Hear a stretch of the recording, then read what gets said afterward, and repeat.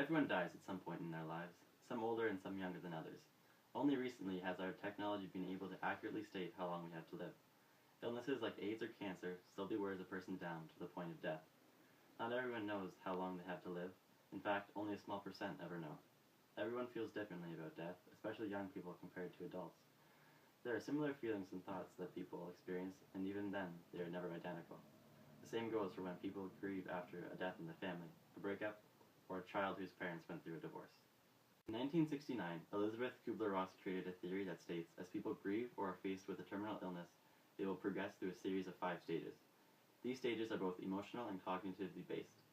These 5 stages are denial, anger, bargaining, depression, and acceptance.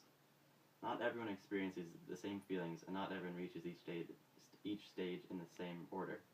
The Kubler-Ross theory states that everyone will feel at least 2 of these stages. Of course, these are not the only emotions people feel at times.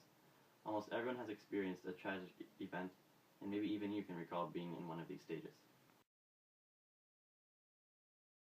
The first stage of the grieving process is the most common.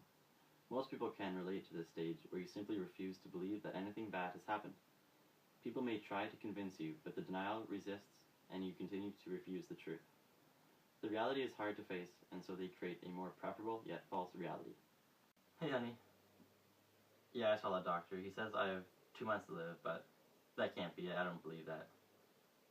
I think I want to get a second opinion. Do you still have the number for the specialist in Toronto?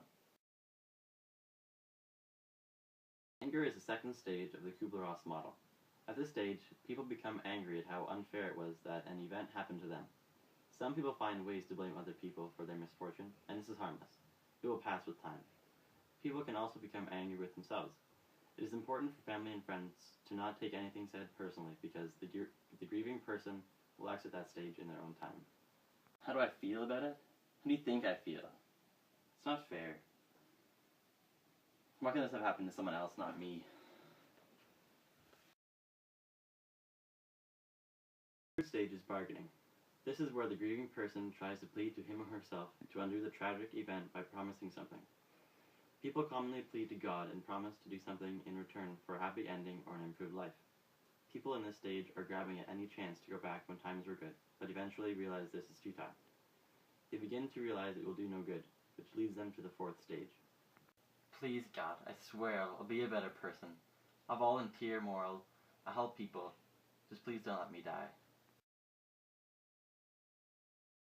The 4th stage of the Kubler-Ross model is depression.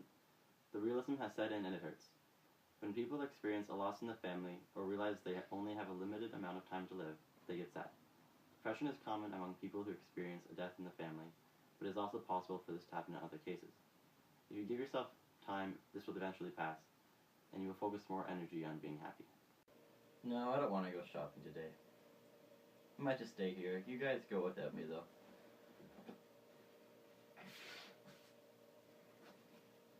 I'm just too sad. The final stage is acceptance. After denying the tragedy ever happened, becoming angry, bargaining for a better outcome, and becoming depressed, people begin to accept their fate. No longer are they as sad as they were before, and they change their outlook. By reaching this stage, their quality of life has improved, even if it is only for a short time. They realize they can't fight their fate and become stable with that thought. It's a good day today.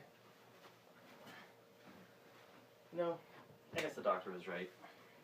I don't have much longer to live, but I'm not just going to sit around here and waste away what I have left. We're going to make the most of it. Stages can be applied to many different events that people may experience in their lifetime. They can range from the loss of a loved one, a terminal illness, a divorce, a drug addiction, poverty, and even a natural disaster. Not everyone progresses the same through these stages. Some take longer than others. Some people skip stages, and some people regress before they progress through them.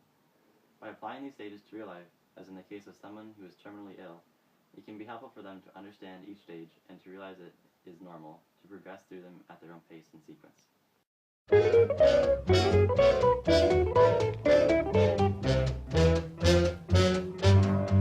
Yes, it's a good day for singing a song, and it's a good day